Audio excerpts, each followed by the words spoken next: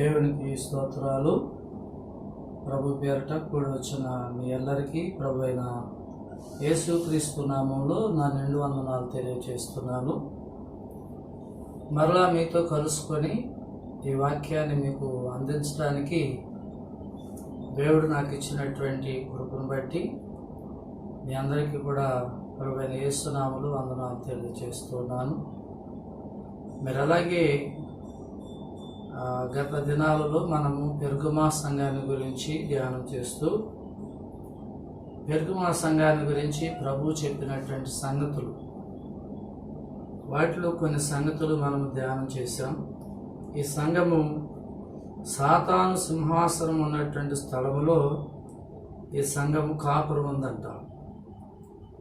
తర్వాత సాతాను సింహాసనం ఉన్నటువంటి స్థలములో కాపురం ఉన్నప్పటికీ కూడా అంతిపయి అనేటటువంటి ఒక భక్తుడు అక్కడ చంపబడినటువంటి దినాలలో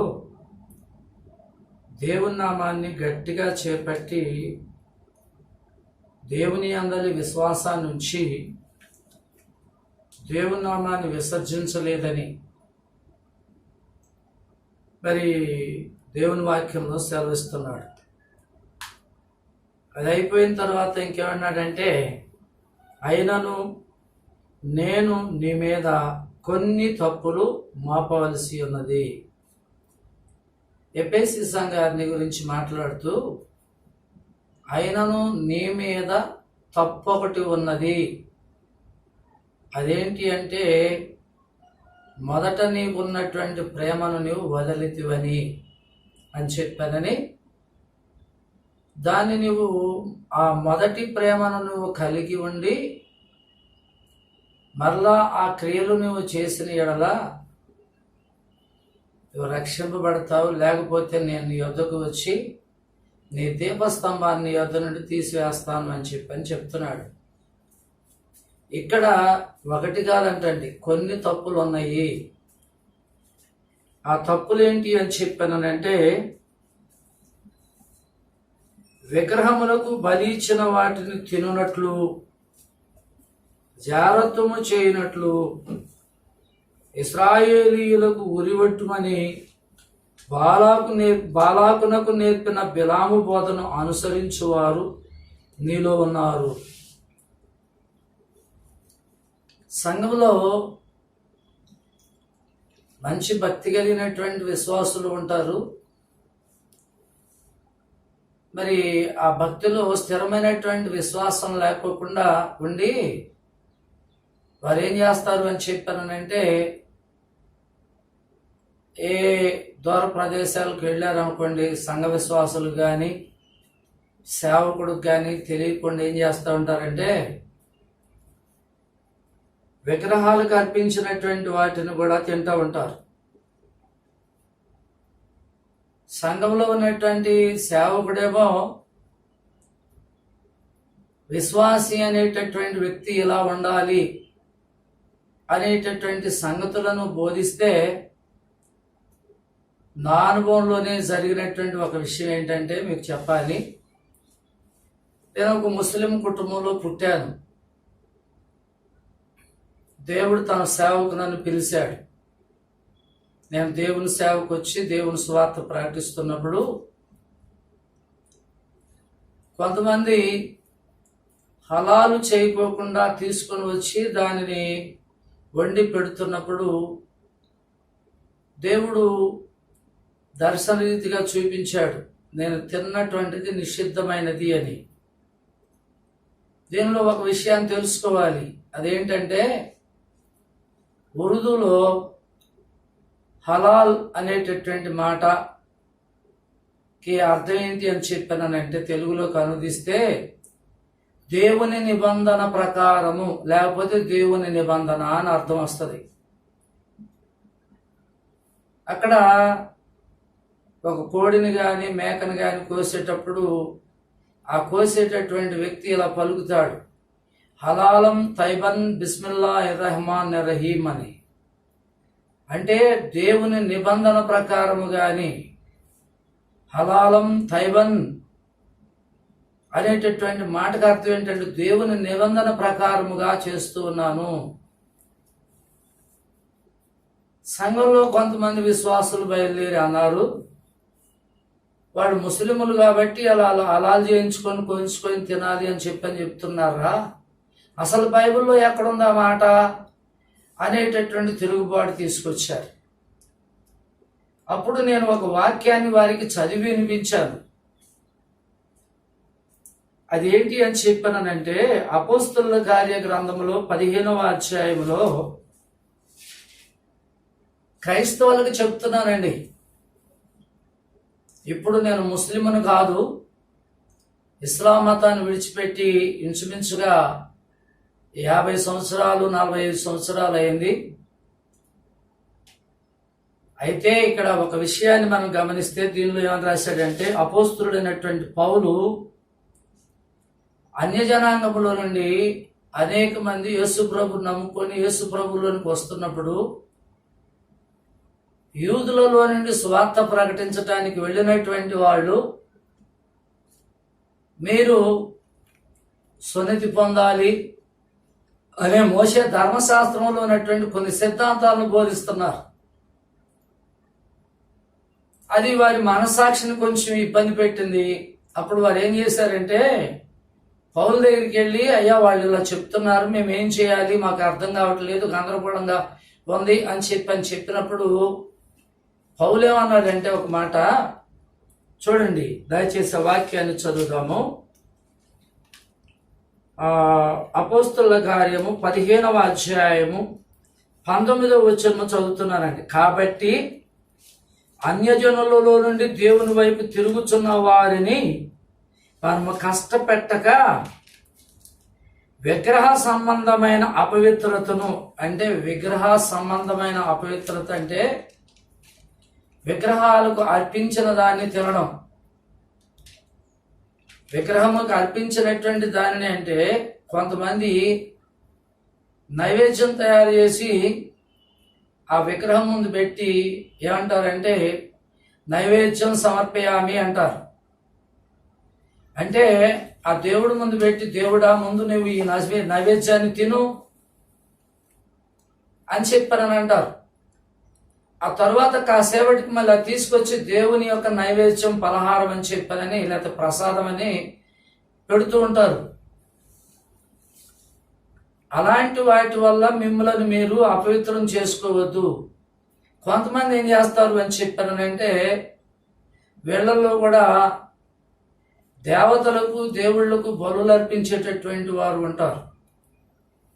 ఆ బలులు అర్పించేటటువంటి వాళ్ళు ఆ బలి మాంసాన్ని తీసుకొని వచ్చి పెట్టినప్పుడు దాన్ని కూడా మనం తినకూడదు. ఒక చిన్న విషయాన్ని నేను మీకు జ్ఞాపకం చేస్తాను. నెబుకద్నెజరు ఇజ్రాయేల్ దేశం మీదకి, యోధా దేశం మీదకి యుద్ధానికి వెళ్ళి వారిని జయించి ఆ పట్టణాన్ని, ఆ ప్రాకారాలన్నింటినీ కూడా నాశనం చేసి వారిలో కొంతమంది రాజవంశానికి చెందినటువంటి యవనస్తులను 4 ఆ దేశంలోకి బానిసగా తీసుకొచ్చారు. వాళ్ళు ఎవరు అని చెప్పానంటే షడ్రకు, మెషకు, అబేద్నెగో, దానియేలు అనేటటువంటి వారు అక్కడ తీసుకొని వచ్చిన తర్వాత వారి గురించి కూడా ఏమని రాశారంటే, ఏ అంగవైకల్యము లేకోకుండా, తర్వాత రెండోది రాజవంశానికి చెందినటువంటి వారై ఉండాలి, మూడోది ఏంటి అని చెప్పంటే జ్ఞానం కలిగిన వారై ఉండాలి. ఇశ్రాయేలీయుల యొక్క యవనస్తుల్లో షడ్రకు, మెషకు, అబేద్నెగో, దానియేలు అనేటటువంటి వారు జ్ఞానము కలిగిన వారని ఆ నెబుకద్నెజరు దగ్గర ఉన్నటువంటి అధికారులు నిర్ధారించి వారిని తీసుకొని వెళ్ళి మరి కల్దీయుల భాష, కల్దీయుల విద్యలన్నీ కూడా వారికి నేర్పాలని వారిని తీసుకొని వెళ్ళి ఒక ప్రత్యేకమైనటువంటి స్థలంలో ఉంచి కల్దీయుల యొక్క యవనస్తులతో కూడా కలిపి, ఇవాళ భాషలో చెప్పాలి అని చెప్పానంటే ఆ దేశంలో వారు చదువుకుంటున్నటువంటి యూనివర్సిటీలో ఉన్నటువంటి యవనస్తులందరి పిల్లల్లో కూడా వీళ్ళని కూడా తీసుకెళ్లి చేర్చారు. చేర్చిన తర్వాత కల్దీయులు తినేటటువంటి భోజనాన్ని తీసుకొని వచ్చి వీళ్ళకి పెట్టారు. అప్పుడు వారు చూసి వారికి కాపలాగా ఉన్నటువంటి షండుని నపంసకుడిని చూసి, అయ్యా దయచేసి ఈ ఆహారం మాకు వద్దు, మరి మేము శాఖధాన్యాలు ఆకుకూరలు మాత్రమే తింటాము అని చెప్పానంటే, మీరు అలా తిని ఒకవేళ మీ మొక్కలు కనుక రాజుగారు చూసినప్పుడు వాడిపోయినట్టుంటే ముందు నా తల తీసేస్తాడయ్యా, కాబట్టి కుదరదు అన్నప్పుడు ఆ నపంసకుడిని బ్రతిమలాడి ఒక్క 10 రోజులు ఈ శాఖధాన్యాలు ఆకుకూరలు పెట్టి చూడండి, ఆ తరువాత మా మొఖాలు గనక వాడిపోయినట్లుగా కనబడితే అప్పుడు మీరు పెట్టినటువంటి ఆహారాన్ని తింటాము అని చెప్పానని వారు రాజుగారి భోజనాన్ని నిషేధించి వారు శాఖధాన్యాలు ఆకుకూరలు తిన్నప్పుడు వారి ముఖాలంట మిగిలినటువంటి ముఖాల కంటే కూడా కాంతివంతంగా, అలాగే వారు చురుకుగా ఉన్నారంటండి. అలాగే ఆ రాజుగారు నెబుకద్నెజర్ రాజుగారు ఏం చేస్తాడు అంటే, పొద్దున్నే లేవగానే దేవతకో దేవుడికో బలిచ్చి ఆ బలి మాంసాన్ని వండమని ఆ మాంసాన్ని అక్కడ ఉన్నటువంటి వారందరికీ వడ్డిస్తారు. దాన్ని వ్యతిరేకించారు ఆ దినాల్లో షడ్రకు, మెషకు, అబేద్నెగో, దానియేలు అనేటటువంటి వారు. అయితే ఇక్కడ కూడా నేను కొంతమందికి అర్థం కానిటువంటి విషయాలు చెప్తున్నాను. నేను హలాల్ అనేటటువంటి మాటకు అర్థం అది. కొంతమంది వాళ్ళు సాయిబులు కాబట్టి అంటున్నారు. సాయిబులు కాదండి, నేను ఖచ్చితమైనటువంటి క్రైస్తవుడను, దేవుని వాక్యాన్ని ఖండితంగా బోధించేటటువంటి వాడను, దేవుని యొక్క నిబంధనలకు లోబడి దేవుని యందు భయభక్తులు కలిగి జీవిస్తున్నటువంటి నేను ఎన్ని సంవత్సరాల తర్వాత మళ్ళీ ఇస్లాం మతాన్ని తీసుకుని వచ్చి క్రైస్తవ మతంలో చొప్పించి బోధిస్తానా? అలా అయితే నేను ఆ విశ్వాసంలో నిండిపోయేవాడిని కదా, ఈ విశ్వాసంలోనికి ఎందుకు వచ్చేవాడిని? తరువాత ఇక్కడ బైబిల్లో ధర్మశాస్త్రంలో రాయబడినటువంటి మాటను బైబిల్లో చెప్తున్నారు. ఏమంటున్నారు అంటే, విగ్రహ సంబంధమైనటువంటి వాటి వల్ల మిమ్మల్ని మీరు అపవిత్రపరచుకోవద్దు. రెండోది ఏంటి అని చెప్పారంటే జారత్వము. అదే వివాహం కాకోకుండా ఒకరినొకరు ప్రేమించుకొని శారీరకంగా కలుసుకునేటటువంటి దాన్ని ఏమంటారంటే జారత్వము అంటారు. దానికి మనోళ్ళు పెట్టిన పేరు ఏంటంటే ప్రేమ, లవ్, ప్యార్, ఇన్ని రకాల భాషలతో చెప్పారు. తర్వాత వీటికి ఇంకోటి ఏంటి అని చెప్పారంటే, భర్త ఉండగా భర్తను విడిచిపెట్టి పరాయి పురుషులతో సంబంధం పెట్టుకునేటటువంటి స్త్రీలు ఉన్నారు. చక్కని భార్య ఉండగా భార్యను విడిచిపెట్టి పరాయి స్త్రీ ఎలా ఉన్నా కానీ దానితో సంబంధం పెట్టుకునేటటువంటి పురుషులు ఉన్నారు. వీరిరువురు చేస్తున్న దాన్ని ఏమంటున్నారు అని చెప్పానంటే వ్యభిచారం అన్నారు. జారత్వం అన్నా వ్యభిచారం అన్నా రెండు ఒకటే. క్రైస్తవులు చేయవలసింది ఏంటంటే విగ్రహ సంబంధమైనటువంటి వాటికి దూరంగా ఉండాలి. కొంతమంది అంటారు, నువ్వు గుళ్ళోకి రావద్దు లెక్క, నువ్వు బయట నిలబడదు కానీ అతను అక్కడ దాకా వెళ్దాంరా అని చెప్పి అంటారు. మొహమాటం కోసం వెళ్తారు కొంతమంది. అలా వెళ్ళడం కూడా తప్పే. మరి ఇంకొక విషయం ఏంటని చెప్పానంటే, గొంతు పిసికి చంపిన దానిని తినకూడదు. ఇప్పటికి కూడా ఎవరైనా ఉన్నారేమో నాకు తెలియదు కానీ ఇప్పుడు మాంసం దుకాణాలు వచ్చిన తర్వాత గొంతు పిసికి చంపి తినడం అనేటటువంటిది లేదు. దేవుని వాక్యం చెప్తుంది, ఏ జంతువునైనా నువ్వు కోసేటప్పుడు దాని రక్తమే దాని ప్రాణము గనుక దానిని నువ్వు గొంతు పిసికి చంపినప్పుడు దాని రక్తము లోపల నల్లగా అయిపోతుంది. కాబట్టి ఆ రక్తముతో నిండి ఉన్నటువంటి మాంసాన్ని నువ్వు తినకూడదు, రక్తాన్ని నువ్వు తినకూడదు.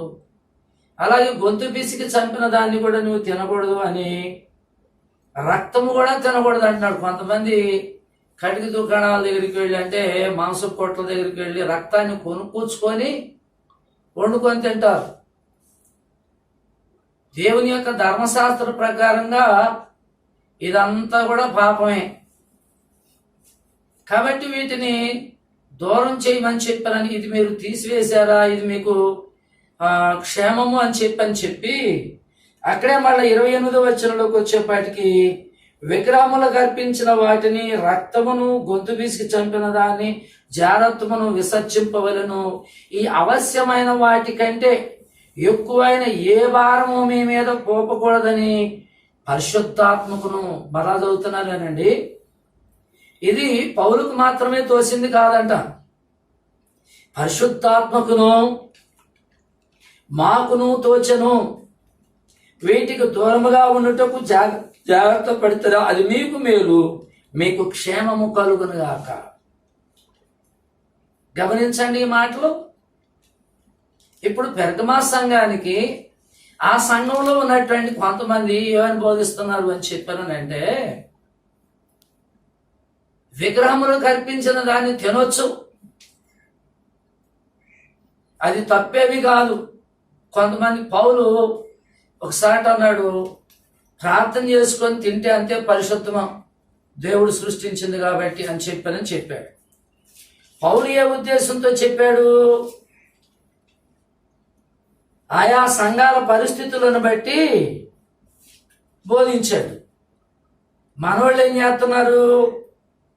తాను తినాలని అనిపించిన దాన్ని తినడానికి ఈ మాటలను పౌలు మీద త్రోసేసి, పౌలు ప్రార్థన చేసుకొని తినొచ్చు అని చెప్పాడు గనక మనం తిన్నా తప్పులేదు, కాబట్టి దేవుని వాక్యం చెప్పింది కరెక్టేనని చెప్పానని అంటున్నారు. పౌలు ఏం చెప్పాడు? నాకు స్వాతంత్రం, అన్నీ తినడానికి నాకు స్వాతంత్రము కలదు, అన్నీ తినదగినవి కావు, అన్నీ చేయటానికి కూడా నాకు స్వాతంత్రం ఉంది, అలాగని చెప్పిన అన్నీ చేయదగినవి కావు. కాబట్టి మరి ఏవి తినదగినవో ఏవి తినకూడనివో వాటిని తెలుసుకొని తినాలి. తర్వాత రెండో విషయం ఏంటని చెప్పానంటే, మనము తినేటటువంటి ప్రతి ఆహారము కొరకు తప్పకోకుండా మనం ఏం చేయాలి అని చెప్పండి, ప్రార్థన చేసుకునే తినాలి. కొంతమందికి ప్రార్థన చేసుకొని తినేటటువంటి అలవాటు ఉండదు, కొంతమందికి ప్రార్థన చేసుకొని తినేటటువంటి అలవాటు ఉండదు. కానీ ప్రతి ఆహారము దేవుడు, మనం తినేటటువంటి ప్రతి ఆహారానికి, అదే దేవుని వాక్యంలో చెప్పబడిన మాట ఏంటంటే, యేసు ప్రభు వారు చేసింది పనే మనం చేయమంటున్నాడు. ఆయన రొట్టెను తీసుకొని కృతజ్ఞతాస్తుతులు చెల్లించి విరిచి శిష్యులకు ఇచ్చినందుకు, దేవుడు ఆహారం ఇచ్చినందుకు దేవునికి కృతజ్ఞతాస్తుతులు చెల్లించాలి, చెల్లించుకోకుండా తినకూడదు. తర్వాత రెండో విషయం ఏంటని చెప్పానంటే, కొంతమంది ఇలాంటి బోధలు చేసి ప్రజలను తప్పుదోవ పట్టిస్తున్నారు. ప్రార్థన చేసుకొని తినొచ్చు అని చెప్పారని ఒకడు స్వతంత్రించి అంటాడు, ప్రార్థన చేసుకొని ఏది తిన్నా ఏమీ తప్పు కాదని చెప్పానని పౌలు గారు చెప్పాడు కాబట్టి నేను ప్రార్థన చేసుకొని మందు తాగుతాను అని చెప్పని తాగుతున్నాడండి. ఇంకా అదేమంటే అంటాడు, అసలు మీ బాధ మాకెందుకండి, పౌలు చెప్పిన మాటే, బైబిల్లో ఉన్న మాటే అని చెప్పి అతను ఏమన్నాడంటే, మరి పౌలు గారు చెప్పాడు, పౌలు గారు గొప్ప కంటే మీరు గొప్పవాళ్ళ, కాబట్టి తినొచ్చు అన్నాడు కాబట్టి తినేస్తామని చెప్పని అపవిత్రమైన వాటిని అన్నింటిని తింటా వాళ్ళు పౌలు చెప్పాడని చెప్పని పౌలుకి ఆపాదిస్తున్నారు. ఒకసారి కొలసీలకు రాసిన పత్రికలో మనము 2వ అధ్యాయంలో 20వ వచనం దగ్గర నుంచి చదువుదాము.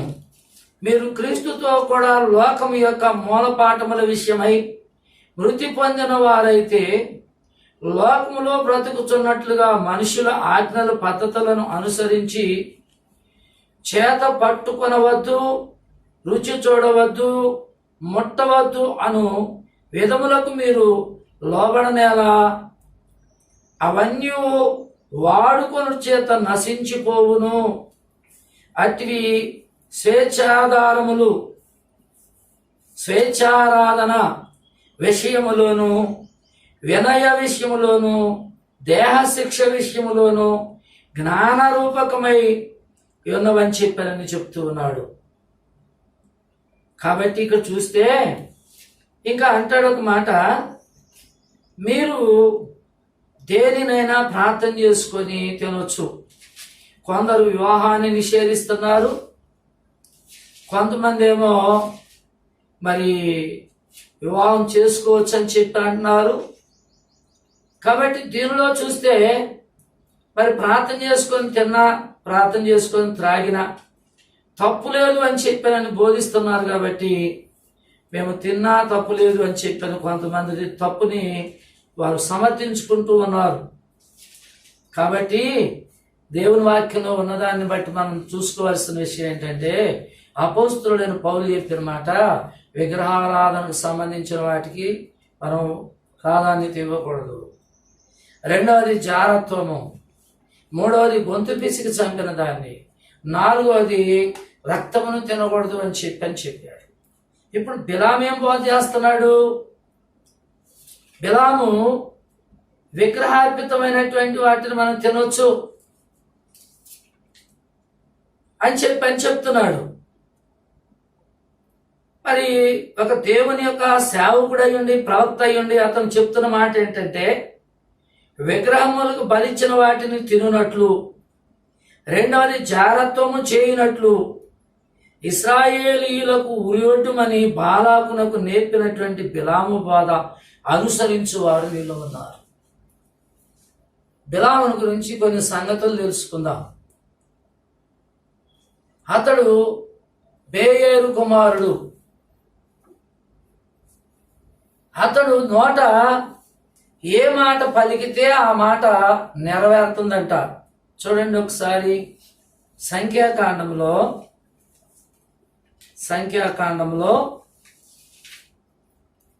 20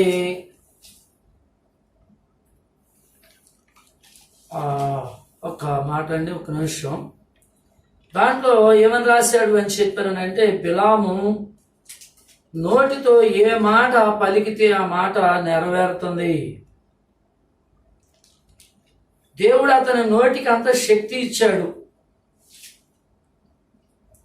దేవుడు అతని నోటికి అంత శక్తినిస్తే అతను ఏం చేస్తున్నాడు అని చెప్పానంటే,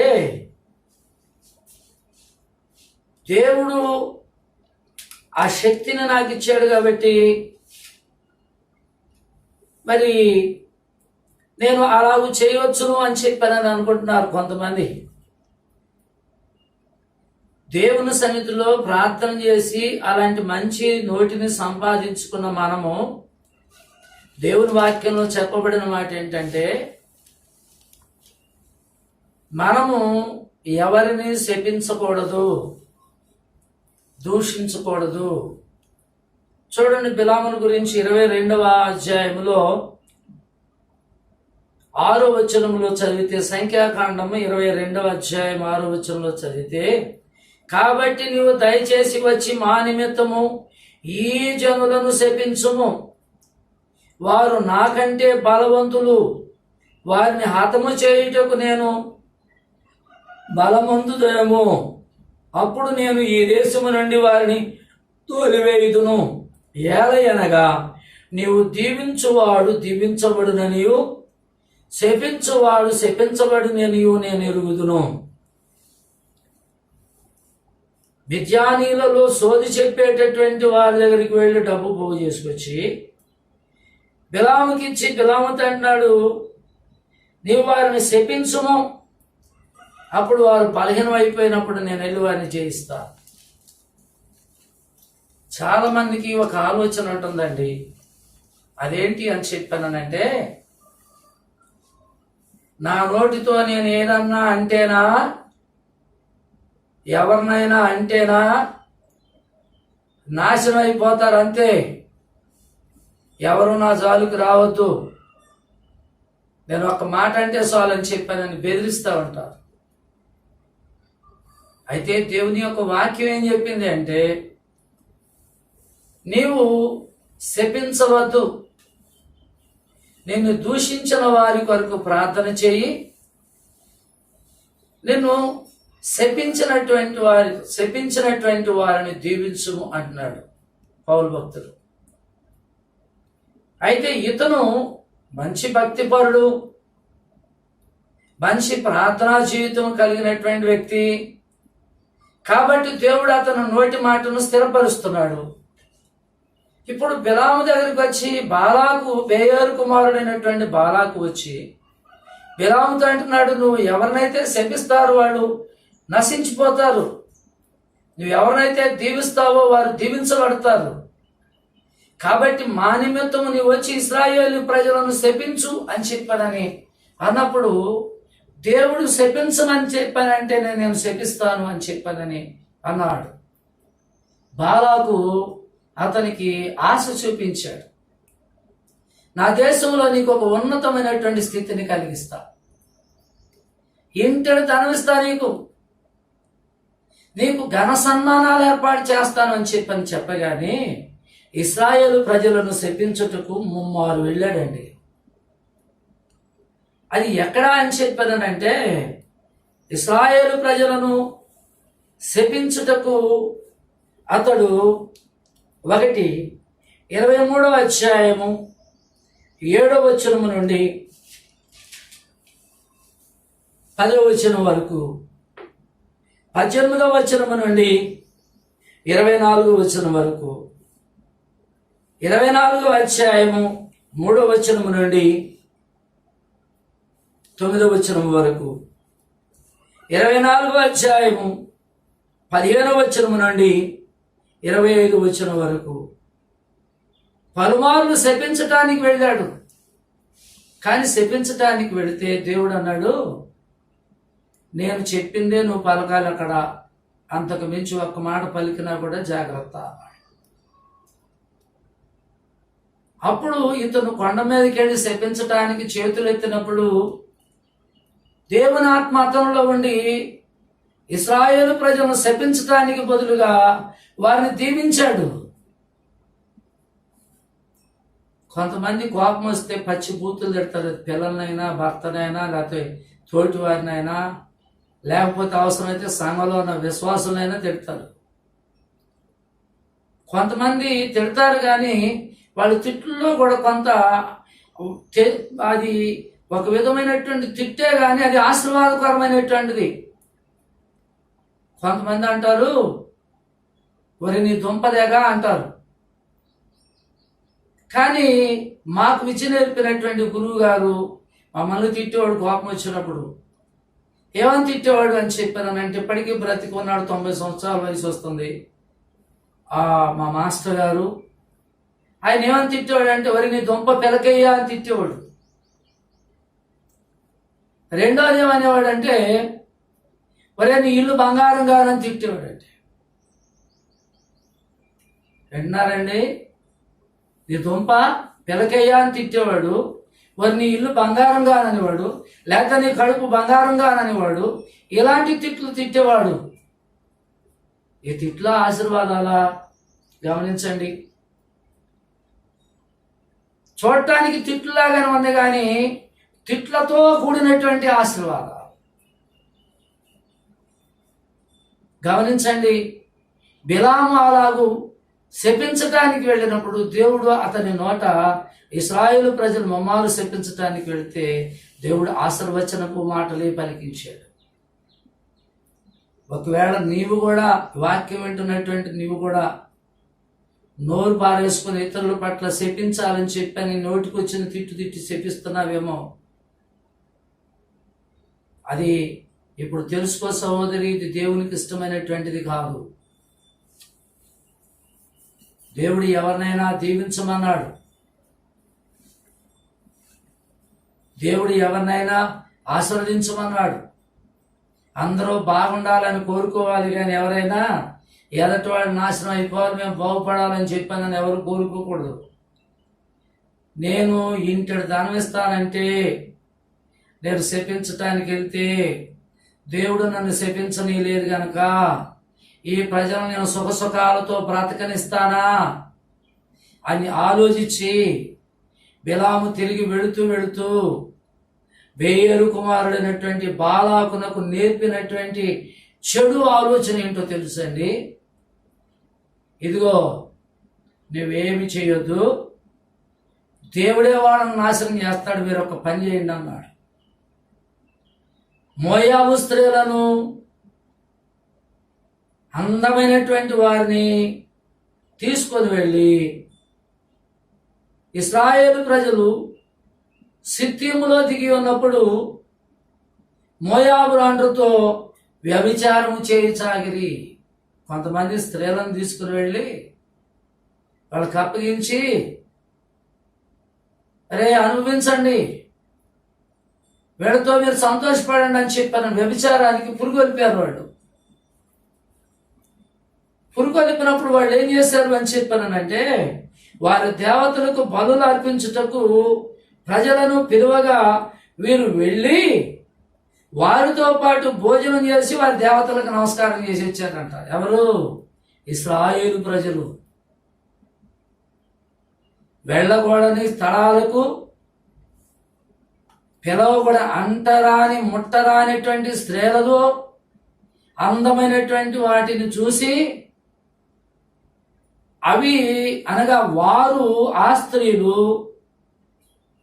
తాము పూజల పునస్కారాలకు పిలిచినప్పుడు వెళ్ళి ఆ దేవతలకు నమస్కరించి విగ్రహ సంబంధమైనటువంటి భోజన కార్యక్రమంలో పాల్గొని వాటికి నమస్కారం చేసి వచ్చారట. అట్లు ఇశ్రాయేలీలు బయల్పేయేరులోతో కలిసిపోయినందున వారి మీద యెహోవా కోపం రగులుకొనెను. అప్పుడు యెహోవా మోషేతో ఇట్లనెను, నీవు ప్రజల అధిపతులందరినీ తోడుకొని యెహోవా సన్నిధిని సూర్యుని ఎదుగా వారిని ఉరితీయము. ఎవరైతే ఆ స్త్రీలతో కలిసి వ్యభిచారం చేశారో వారిని తీసుకెళ్లి ఉరితీయమని చెప్పాడు. అలాగూ మోషే వారిని అందరినీ కూడా ఉరితీయగా అక్కడ ఇంకొక సందర్భం ఏం జరిగిందని చెప్పారంటే, ఇశ్రాయేలీయులలో ఒకడు తన సహోదరుల యొద్దకు ఒక మిద్యాను స్త్రీని తోడుకొని వచ్చాడట. మిద్యానీల స్త్రీని తోడుకొని వచ్చాడు. ఆమెతో అతడు వ్యభిచారం చేయించు ఉండగా, అతను ఎవరు అని చెప్పానంటే, జిమ్రీకి చంపబడినటువంటి వాని పేరు జిమ్రీ. అతడు సిమియోనీలలో తన పితరుల కుటుంబమునకు ప్రధానమైనటువంటి సాలు కుమారుడు అంట. వాడు ఎవరికి చెందినటువంటి వాడు అంటే సిమియోను వంశానికి చెందినటువంటి వాడు, తన పితరుల కుటుంబానికి ప్రధానమైనటువంటి వాడు అంట.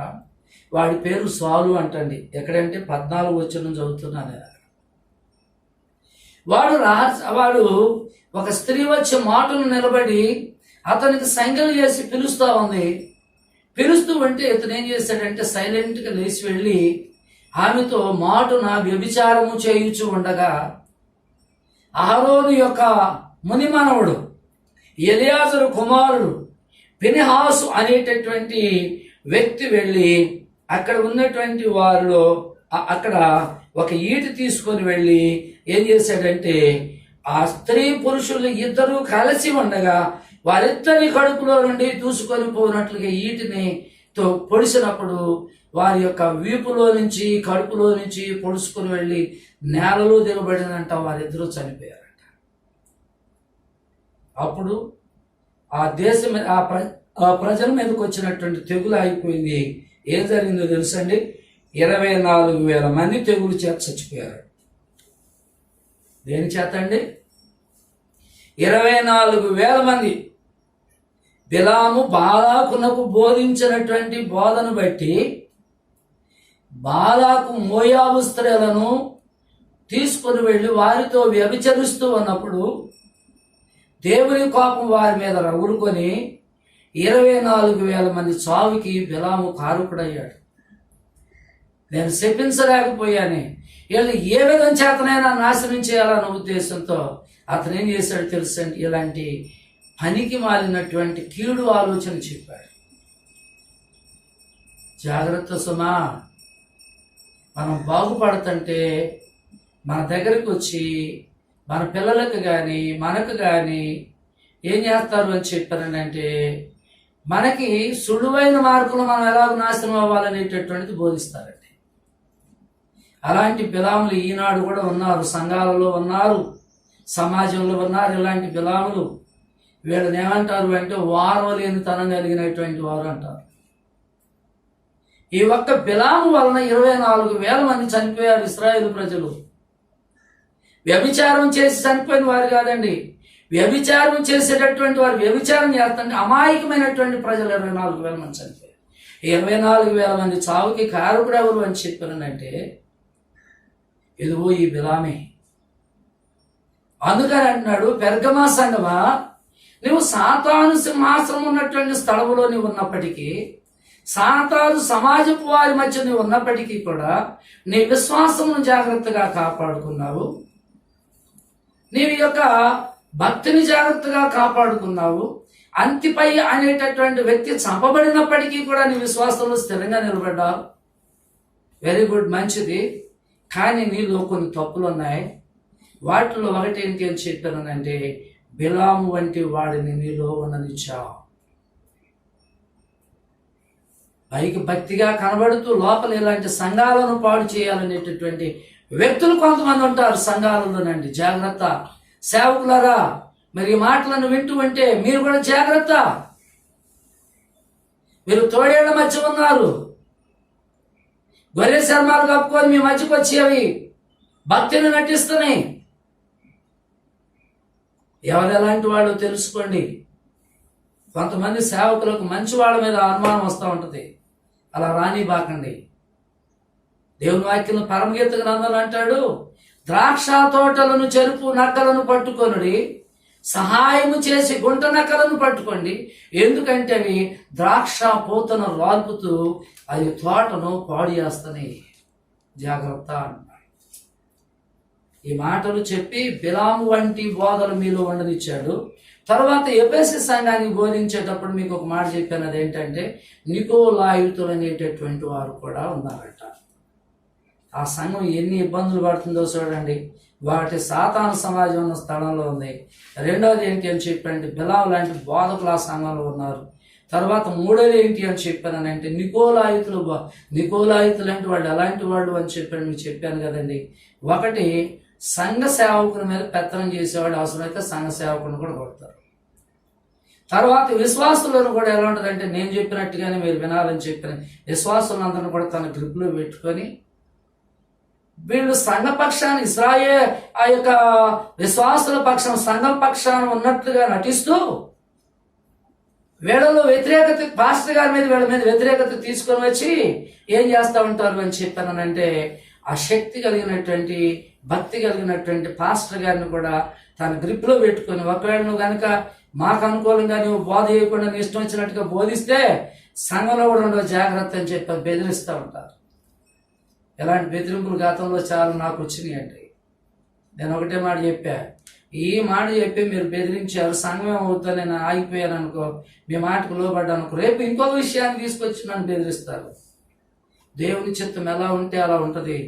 మీరు ఏం చేసినా నాకు అభ్యంతరం లేదు, నేను మాత్రం మీ మాట వినను, దేవుని మాట వింటాను, దేవునికే లోబడతాను అన్నారు. అప్పుడు దేవునికే లోబడ్డాను, దేవుని మాటకే లోబడ్డాను. నేను సంఘంలో నుంచి కొంతమంది వెళ్ళిపోయారు.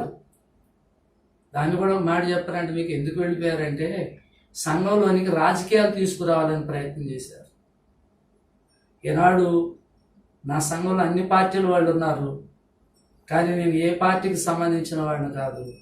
ఓటు హక్కు వచ్చినప్పుడు నాకు ఇష్టం వచ్చినటువంటి వ్యక్తికి ఓటు వేసుకొని వస్తాను, కానీ నా సంఘంలో వాళ్ళకి వీళ్ళకి అని చెప్పని చెప్పటం కానీ, లేకపోతే నాకు ఎక్స్ పార్టీకి ఉన్నటువంటి వాళ్ళ గురించి ఉద్దేశించి వాక్యాలు చెప్పటం కానీ, లేకపోతే నాకు అనుకూలంగా ఉన్నటువంటి వారి గురించి వాక్యాలు చెప్పటం కానీ, ఇలాంటివి చేయలేదండి, చేయనండి. కానీ ఒక విషయం ఏంటని చెప్పానంటే ఆ రోజున వాళ్ళు రాజకీయంతో వెళ్ళిపోయారు. వెళ్ళిపోయిన సంఘం ఆనాటికి ఈనాటికి చావకుండా బ్రతకాకుండా అలాగే ఉంది. ఆ సంఘం పెరగట్లేదు. ఆ సంఘాలు దేవుని చిత్త ప్రకారం కట్టబడినవి కాదు.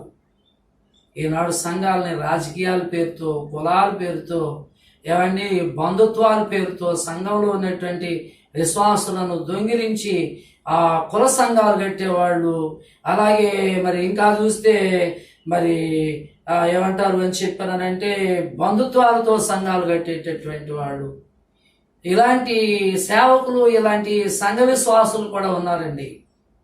దయచేసి దేవునికి యేసుక్రీస్తు ప్రభువుకు మాత్రము కులము లేదు, మతము లేదు. ఆయనకి తెలిసిందల్లా ఏంటి అని చెప్పానంటే లోకమును దేవుడు ఎంతో ప్రేమించాడు. కాబట్టి మా సేవకుడు మా కులపోడు అయితేనే అక్కడికి వెళ్తాను, లేకపోతే సేవకుడు మా బంధువు అయితేనే అక్కడికి వెళ్తాను అనేటటువంటి ఆలోచనలు మానేసి, బైబిల్లో ఒకసారి ఒక భక్తుడు రాశాడు, వస్తారయ్యా యేసు వస్తారా అనేటటువంటి పాటలో, కులములు మతములు క్రూర భేదము కలివి బలిమి చూసుకుంటారయ్యా. ఈనాడు ధనవంతులు సంఘంలోకి వస్తే ధనవంతులను ఒక రకంగాను పేదవారిని ఒక రకంగా చూసేటటువంటి సేవకులు కూడా లేకపోలేదండి. పెద్ద పెద్ద సంఘాల్లోనికి వెళితే మనం పెద్దగా బాగా బలపడతామని చెప్పానని చిన్న సంఘాల్లో ఏమండి పాస్టర్ గారు, సంఘ విశ్వాసులు కన్నీరు గార్చి ప్రార్థన చేసి నీవు స్వస్థపడే వరకు కూడా నీ కోసం ఎంతో శ్రద్ధ తీసుకుని ఎంత చేస్తే ఆ తర్వాత నువ్వు బాగుపడిన తర్వాత ఈ సంఘం చిన్న సంఘం, అబ్బో నేను పెద్ద సంఘంలోకి వెళ్తే బాగా ఎదుగుతానని వెళ్ళేటటువంటి స్వార్థపరులు, అలాగే కుసంస్కారులు ఉన్నారండి. అలాంటి వాళ్ళను కూడా దేవుడు చాలా జాగ్రత్త చూస్తూ ఉంటాడు. సరే, ముగింపులోనికి వస్తున్నాను నేను. అదేంటి అని చెప్పానంటే నికోలాయితుల బోధ. తర్వాత ఇంకో విషయం ఏంటని చెప్పానంటే అక్కడ చెప్పబడినటువంటి మాట, ఈ బోధను అనుసరించువారు నీలో ఉన్నారు కావున మారు మనసు పొందు. ఇంతకుముందు పొందాం కదండి మారు మనసు, మళ్ళీ ఇప్పుడు మారు మనసు అంటారేంటి? అసలు మారు మనసు అంటే ఏంటో చాలా మందికి తెలియదండి. మారు మనసు అంటారు కానీ మారు మనసు అంటే ఏంటో తెలియదు. రక్షణ అంటే ఏంటో తెలియదు. పాప క్షమాపణ అంటే ఏంటో తెలియదు. ఏమండి, పాప క్షమాపణ అంటే ఏంటి? దేవుని సన్నిధిలోనికి వెళ్ళి నీ పాపములను ఒప్పుకున్నప్పుడు ఆయన తన రక్తము చేత నిన్ను కడిగి పరిశుద్ధపరిచి ఆయన నిన్ను నీతిమంతుడిగా పరిశుద్ధుడిగా చేస్తాడు. యేసుక్రీస్తును నమ్ముకున్న తర్వాత మారు మనసు పొందాలి. మారు మనసు అంటే ఏంటండి అని చెప్పానంటే, పూర్వము మన విగ్రహారాధన చేసేవాళ్ళు వేరే దేవతల్ని, ఇప్పుడు వాళ్ళని వదిలిపెట్టేసి దేవుడు ఆత్మీయ ఉన్నాడు కనుక మనం దేవుణ్ణి అనగా యేసుక్రీస్తు ప్రభుని, లేకపోతే మన దేవుని తండ్రి అయినటువంటి దేవుని, కుమారుడైన దేవుని, పరిశుద్ధాత్మ దేవుని, ముగ్గురిని కూడా అనగా త్రియేక దేవుడు అయినటువంటి యేసుక్రీస్తు ప్రభుని ఆత్మతో సత్యముతో ఆరాధించాలి.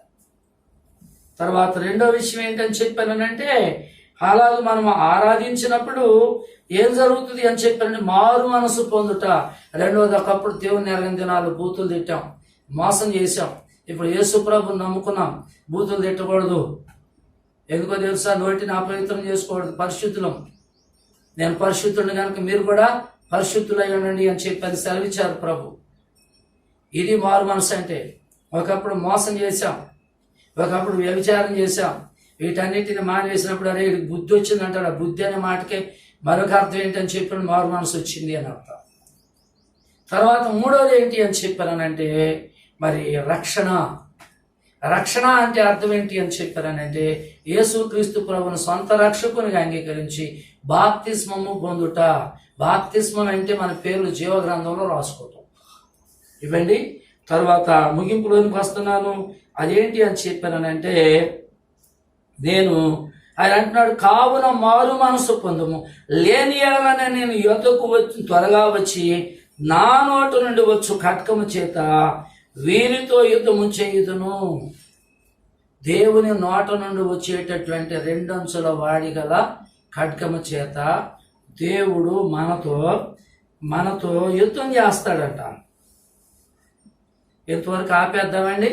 ఈ పెరుగమ సంఘం ఇప్పటికే లాంగ్ అయింది కాబట్టి ఇక్కడికి ఆపేసి మళ్ళా మూడో పార్ట్ వచ్చే మళ్ళా ఎపిసోడ్లో మళ్ళీ మూడో పార్ట్ చెప్తాను క్లుప్తంగా. దాన్ని రివిజన్ చేసి, అంటే ఏమంటారంటే రీక్యాప్ అంటారు కదా, అంటే జరిగిన సంగతులను క్లుప్తంగా జ్ఞాపకం చేసి తర్వాత మిగిలిన విషయాలు మూడో ఎపిసోడ్లో బోధిస్తాను. మరి ఈ వాక్యాలు మీకు వివరిస్తాను. కాబట్టి దయచేసి ప్రార్థనాపూర్వకంగా రాబోయేటటువంటి 3వ పార్ట్ కొరకు ఎదురు చూడండి. దేవుని వాక్యాన్ని వినండి. విన్న మీరు తప్పుకోకుండా దాన్ని విని దేవుని వాక్య ప్రకారంగా నడుచుకోండి. దేవుని రాకడ దినాల్లో ఉన్నాం. కరోనా అనేటటువంటిది కూడా దేవుని ద్వారాగా పంపబడినటువంటి దేవుని ఉగ్రతలో ఒక భాగం ఇది. బిలాము చేసినటువంటి పాపమును బట్టి ఇశ్రాయేలు ప్రజలు 24,000 మంది చావుకి కారకులు ఎవరంటే, ఒకటి బిలాము బోధ విని విగ్రహారాధనా స్థలాలకు వెళ్ళినటువంటి వారు, వ్యభిచారం చేసినటువంటి వాడు. మీరు తెలుసుకోండి, అనేకమైనటువంటి దేశాల్లో ఈనాడు మానండి అని గవర్నమెంట్లు చెప్పటం మానేసి ఏం చెప్తున్నారంటే ప్రత్యామ్నాయాలు బోధిస్తున్నారు. వ్యభిచారం చేసేటప్పుడు ఈ జాగ్రత్తలు తీసుకోండి అని. గమనించండి, సమాజముగా మందిరంలో కూర్చొని ప్రార్థన చేస్తే కరోనా వస్తుందంట, కానీ అందరూ గుమిగూడు కూర్చొని మరి సారా కొట్ల దగ్గర లైన్లో నిలబడి మరి వారు అలా ఉన్నప్పటికీ వారికి కరోనా రాదంట. దయచేసి గవర్నమెంట్ నేను విమర్శించట్లేదు, కానీ దేవుని సంఘాలకు అనుమతి ఇవ్వండి. క్రైస్తవులందరూ కూడి ప్రార్థన చేస్తే తప్పుకోకుండా ఈ తెగులను దేవుడు తీసివేస్తాడు. ప్రార్థన వలననే కొన్ని కార్యాలు జరిగి పూర్వదినాల్లో స్వస్థత సభలు పెట్టి ప్రార్థన చేసినప్పుడు క్యాన్సర్ వ్యాధులు లాంటి, ఎయిడ్స్ వ్యాధులు లాంటి దేవుడు స్వస్థపరిచాడు. అలాంటి పరిస్థితుల్లో ఈ వ్యాధులను మాత్రం దేవుడు ఎందుకు స్వస్థపరచడు? సమస్త వ్యాధులను స్వస్థపరచగలిగిన శక్తి ప్రభువైన యేసుక్రీస్తు వారికి మాత్రమే ఉన్నది. కాబట్టి దయచేసి గమనించండి. మరి మీరందరూ ప్రార్థన చేయండి. ప్రార్థన పూర్వకంగా మీరు రాబోయేటటువంటి వాక్యము కొరకు ఎదురు చూడాలని మరి మీకు నేను ప్రార్థన పూర్వకంగా విన్నవించుకుంటూ నా మాటలు ముగిస్తున్నాను. దేవుడి కొద్ది మాటలు మన వెనుకల్లో దీవించును గాక. మీ అందరికీ వందనాలు. మిమ్మలను మీ కుటుంబాలను ప్రభువైన యేసుక్రీస్తు వారు సదా కాపాడి, కరోనా రాకుండా కాపాడి వర్ధల చేయను గాక. ఆమేన్.